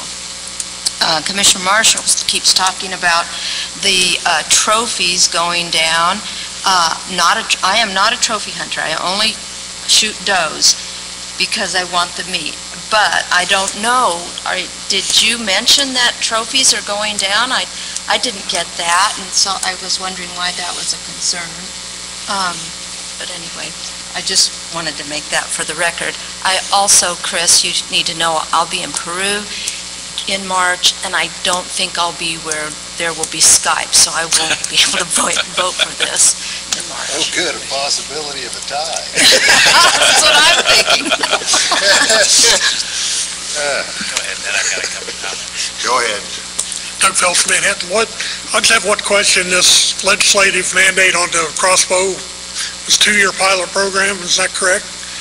What's the impetus between throwing that under the bus after barely one season, and get the idea of a pilot program to develop enough history to make some kind of reasoned judgment, on it? My comment would be that, we have the pilot project, but it really means nothing. I mean, they can propose and come up in any legislative session what they desire. The problem I have with this is for years, we fought the legislature because every year they changed something, and we kept, the department and the public kept saying, we need to let these things develop so we know what we're dealing with, rather than making changes, before we have the facts to deal with. I agree, you may end up with the same situation, but but the point is that they established it by law for you, not, you didn't establish it, it was mandated to you to take 2 years, and you didn't even take one, because you spent, legislature hasn't even reconvened, or is just in the process of it, and you've already developed a strategy to go on beyond that. Because we know what's coming. My last comments, because I haven't said a whole lot, it's a really emotional issue and has been for discussion purposes and what we had done last time. I would prefer that we actually are proactive rather than reactive. In that sense, I commend the department for actually doing that. I've said several times I'd like to simplify any regulation we can simplify just because it makes it easier. So from that standpoint, I think that's fine. We're never gonna, but I think the bottom line is what Robin had alluded to. The fact is that we really haven't limited anyone's choice. And I think that's a key part of the discussion. Yeah. Throw out the emotion whether you or personally do or don't. Well, frankly, you don't even have all the results in from this year, and yet you're drawing conclusions that may or may not be correct. Well, but based on what we've heard today from Lloyd and from Mr. Whitehead, I don't think anybody's saying that this is necessarily hurting the resource. I think the concern is whether it's sociologically acceptable and whether it is as much in the spirit of fair chase and whether it creates crowding, but it doesn't. I don't think anybody said that this is going to cause any damage to the resource. What I'm saying is that we don't know. And then we fought this for 2 decades with the legislature, with their doing this very same thing without any evidence. Somebody calls somebody up and says, my crops are being devastated by deer, so the legislature mandates that we have to give out 7, permits and all that. I mean, I would like to see things just move a little slower. There's an old saying that there are 2 things man should not see made: law and sausage. And I mean, Doug, I don't know what else we can do. In the essence of time, I don't want to. Is there something else that the commission wants to discuss on this before next month? Mr. Chairman, I think we need to be prepared at that next meeting to spend quite a considerable amount of time on this. I think we need to spend quite a bit of time potentially as well. Right. Yeah. And I'm not going to limit discussion today either, but we're kind of in a repetitive cycle here. Yep. Yeah. So We beat it. I would encourage constituents to contact all of us. Michael, do you have any last minute thoughts or questions? I do. I'm trying to keep it professional and separate my personal life, but if you guys are just going to try to be proactive and do what the legislature wants and what big business wants, why are you even bothering with public comment? And you're opening the door and making everything legal. Why do we need Lloyd? And I just see us getting, I don't mean that, Lloyd, but I mean, I wouldn't support that, but it seems to me you're getting less and less into the regulatory stuff. And you've just opened the door to let everything go. And Robert very well may be accurate in that. I mean, what's next?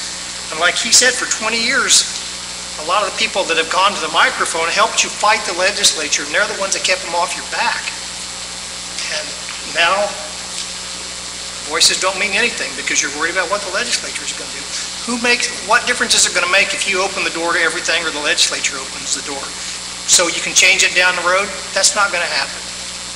And I've written stories for years telling people, come, get involved, get involved, get involved. I don't see that working anymore on these issues with the deer. It's just a huge change. And I'm trying to stay professional with it, but I guess there can't be anything next because you're pretty much allowing everything. And I do appreciate what Don actually gave some accurate information on the ease of the crossbow versus a compound. Mr. Jennison says it's easy to use a compound bow, it's not nearly as easy as use a crossbow. And we hear from one biologist that says, well, this is not bringing many people in, but we're hearing from the management, we want to bring this in to bring more people in. And there's just a lot of doublespeak going on. Michael, what would you suggest we do? And I completely understand what you're saying, and I agree with it. But where's the line? I mean, what do we do? I agree, and like I said, I'm trying to stay professional, and I don't know, it's just frustrating for me to see the department go one way and then 1 year later it flips. I mean, I hear people say all the time, you know, don't go to the meetings, you know, they've already got their minds made up. And, you know, they're going to do what they're going to do. And in this situation, I think it's true. I don't think it's always been that way. Who do you think has their minds made up? Certainly, I think I've asked as many questions as I can. I've heard from different people. My mind's not made up. It's still not made up. I'm going to walk away from this not knowing what's right yet. Good for you. It'll be a burden. I won't go to sleep tonight. I'll sit here and say, what's best for everybody? It's a tough one. I've got problems with all parts of this. And see, the problem is with this particular regulation, and I understand Chris knows that this is a regulation and it is a singular regulation, and that's what we've got to deal with. But you're dealing with 3, 4, 5 moving parts, in serious moving parts in one regulation. And that's my thought is the chance of this passing as recommended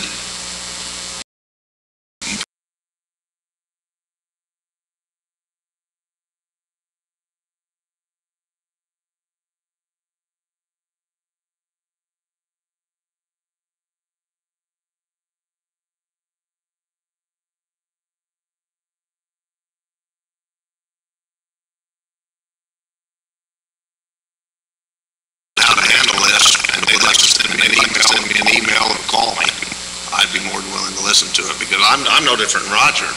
I don't like being bullied into a corner by anyone.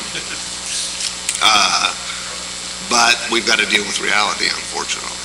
I also think that these recommendations have probably been, you know, our job is to vote on, approve, I think is our mandate. And I think that a lot of these have had a fair amount of input from paid full-time staff. And I know we had some input last year on paid full-time staff that suggested that we allow a pilot program for youth and older people on crossbows, and it was meant as sort of a compromise to full inclusion. And the compromise that we were able to create for this last year was much more liberal than what we had tried to do.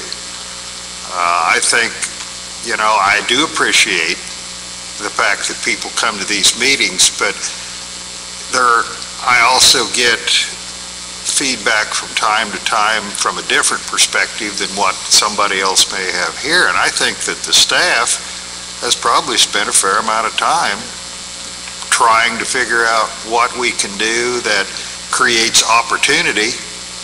And we don't, and I am motivated to some extent by what the legislature is going to do, because I get more upset if it's crammed down my throat than if I vote for it myself. And I think that does make a factor to me. So, well, it just does. So I think that some of these items have probably more thought than just the fact that they come out on a general concept and then in this meeting, in a public meeting forum. We can't get together and talk about it. This is the only time we can talk about it is right here. I can't call Dawn and talk about it. But I think that the staff has spent a fair amount of time talking about these things and trying to figure out what they can do with law enforcement's involvement. Am I right, Lloyd? but I think you are. I just want to say, as a commission, we're trying to balance emotion, science, politics, what people want, I mean, what we hear from our constituents, and it is a lot to juggle. I mean, we are trying to be balanced and fair and trying to figure out what the best answer is. And I think we're doing the best that we can with the information. Mr. Chairman, if I could, I'd like to make a comment, and it's largely because, Mike, you do have a large audience, and it troubles me, I think, that if you think that politics, legislative politics, is guiding this commission, or if you think that it doesn't do any good for people to come to this commission and address it.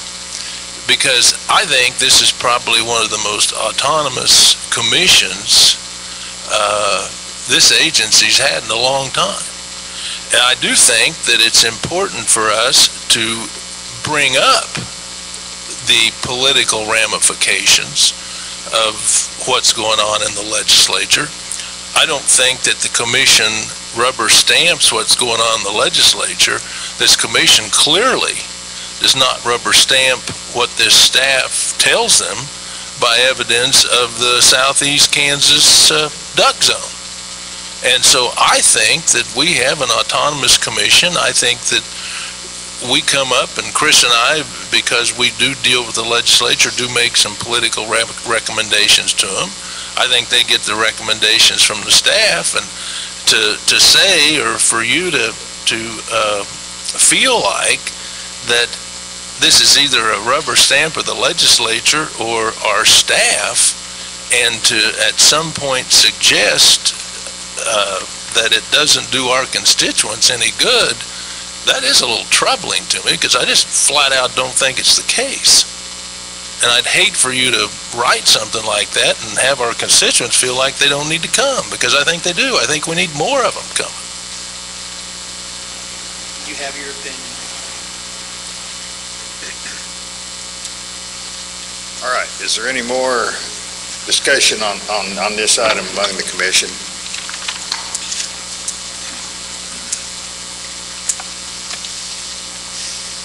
What's next? All right, we have, Lloyd, you have one more item.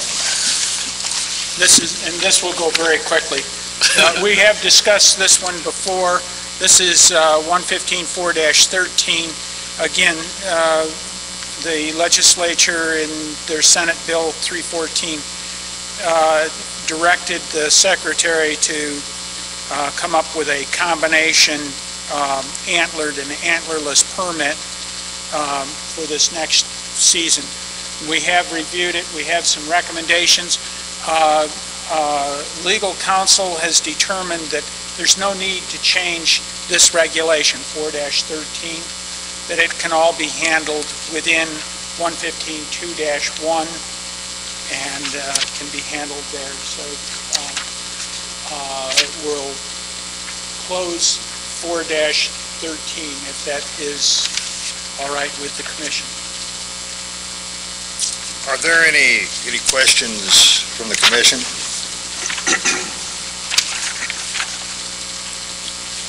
Any from the audience? Okay. Matt, why don't you come up with yours? We may, looking at the agenda here, we may want to hold some of this back off. Jim is scheduled to be here later on anyway, so we'll talk about antelope and then. Thank you, Mr. Chairman and members of the commission. So with this antelope regulation, we're still waiting on aerial surveys to be completed in order to come up with permit allocations. The remainder of this regulation is standard from other recent seasons. Nothing here has changed in terms of season structure or anything. I just wanted to recognize John Grange, representative from El Dorado, he snuck in on me and now he's leaving. But John ran for the Senate and was not elected so he's given up his House position, so he's a representative for about 3 more days. John is a true friend to the sportsmen of Kansas. He's carried practically every bill in the last 8 years that the department has proposed on the House side, and I just want to recognize John and his efforts. He was recognized by the Wildlife Federation as Legislator of the Year several years ago. And Thank you. True, fantastic sportsman. I saw it, John. All right. Okay, so surveys are scheduled for next week, and we don't have anything new to add to this regulation at this time. So I would turn this back over to the commission. Any questions from the commission? All right, do you have ELK too? Yes, I do, and equally as brief. Same deal, we're waiting on surveys to be completed. The Fort Riley staff have the aerial elk survey scheduled for January 18th, so sometime hopefully shortly thereafter we'll have recommendations. Of course, the elk season is ongoing. To date, we've had 5 bulls, 4 cows, and a calf harvested that I'm aware of. That should be the most of them anyway. And just a little bit of an update on permit sales. We've sold approximately 40 landowner, tenant, and general resident type permits, in addition to the approximately 25 Fort Riley permits. So with that, this regulation, like the antelope regulation, there are no substantial changes to the season structure or the regulation from previous years. Okay, any questions for Matt? Any questions from the public? Okay, I think this would be a good time. We have a couple of more items. Is there any, do we want to go ahead and conclude and then pick this other up later? Fine with me. I'd rather knock it out. Is it going to be, let's make it a later night? We'll come back, we'll adjourn and then come back. Or we'll not adjourn and discuss the turkey fall and the... Jim, do you think there'll be... Controversial stuff. Come on up. I'm easily swayed. Thank you, Mr. Chairman, members of the commission. The first item we're going to talk about is KAR 115-25-5, which is fall turkey season bag limit and permits. And because we're on a time crunch, I'm going to skip some of the background information, skip right to the recommendation, which we talked about last time. And what the staff is recommending is that the fall turkey season overlap with the extended firearm deer season, because of all the confusion that's created in recent years with changes to the extended firearm deer season and the Unit 19 season and the special extended firearm deer season. And our recommendation is to overlap fall turkey season with all of those firearms deer seasons except for the regular general season. And with that, I'd be glad to take questions. And as I see, you're talking about not having turkey season open during the regular firearm season. That's correct. Any questions for Jim? Any questions from the public?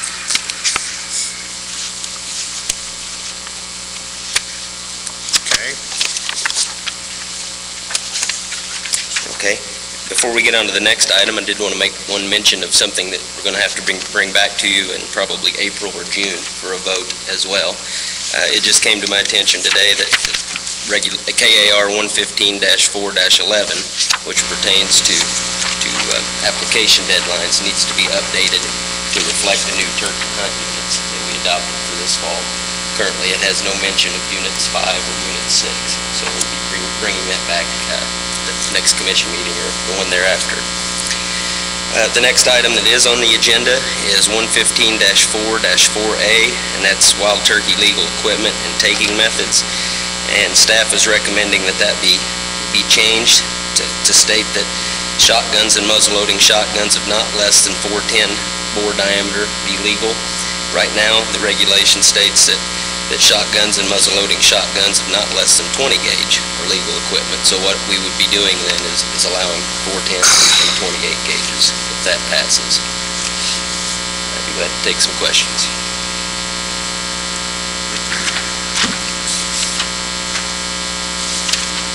Was there any controversy of using the 410? You know, we've talked about that internally for most of the 6 or 7 years I've been with the department. It's always been kind of back and forth to whether or not we should recommend it. And we actually went out and done some field testing and those sort of things, and we've got pretty good support internally now to make that transition. So that's why we're recommending it. Any questions, Jim, from the commission? The public? Another matter, if it's turkey related, I'm going to ask you. Sure. There was a time when you guys discussed altering the youths, or when the season opened on public grounds in the wildlife areas. Did anything ever get voted on that?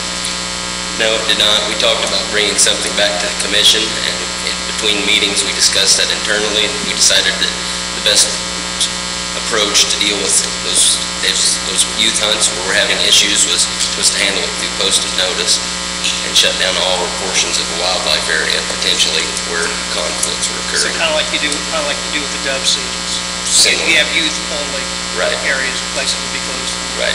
We may I come back. wasn't sure if that had been to voted on, where that was at in the process. Okay. So, yeah, that's where we stand. Okay. Any other questions? All right, thanks, Jim. We will reconvene. We're going to recess now. We will reconvene at 7 o'clock.